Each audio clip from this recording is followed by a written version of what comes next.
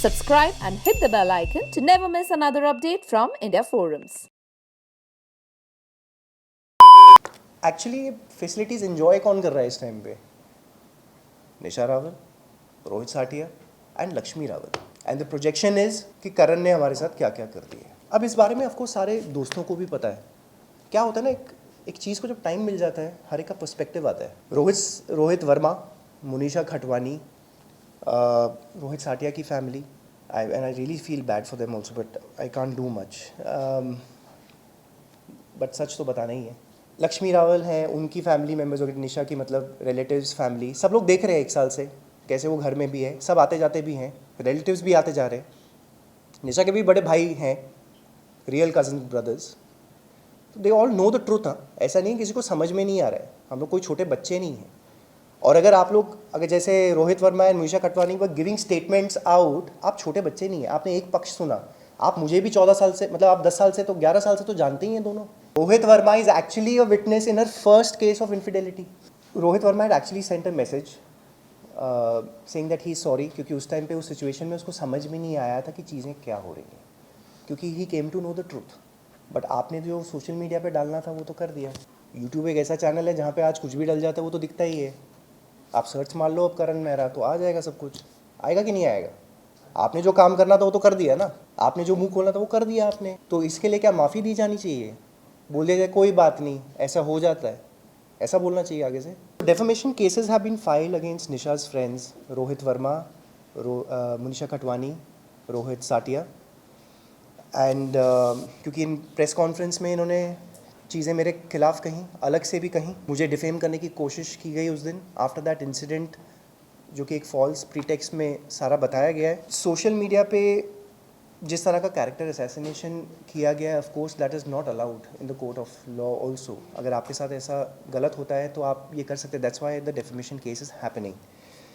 And जिस level का धोखा मेरे साथ हुआ है, मतलब जो दोस्त कहते थे आपको, जो वाइफ है, जो भाई बोलता था अपने आप को, जो एक मदर थी जो 14 साल से आपके साथ रह रही हैं, बीच में शायद 1-2 साल ना रही हूँ, but I have taken care of her more than my own parents. तो जब इस लेवल का धोखा आपके साथ हो, I don't know of somebody कि वो नॉर्मल मानसिक संतुलन में काम भी कर पाए. So I am working in such conditions. मैं शूट भी करता हूँ, मैं लोगों से बात भी करता हूँ, मैं सब कुछ करता हूँ. आज आपके सामने भी बैठा हूँ, केसेस भी लड़ने हैं. बच्चे का भी ज़्यादा सोचना नहीं है, क्योंकि अगर उसके बारे में सोचो तो it is a different turmoil all together for me. और मुनीषा खटवानी तो टैरो कार्ड रीडर है, तो वैसे ही पता चल जाना चाहिए था नहीं कि कौन सच्चा है कौन गलत है.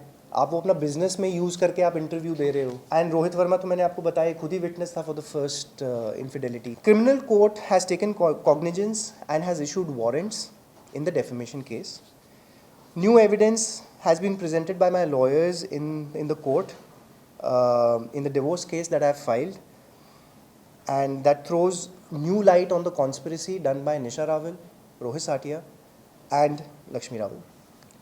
And today I have eyewitnesses, I have character witnesses, I have statements, I have friends, I have people who are ready to come and stand by the truth.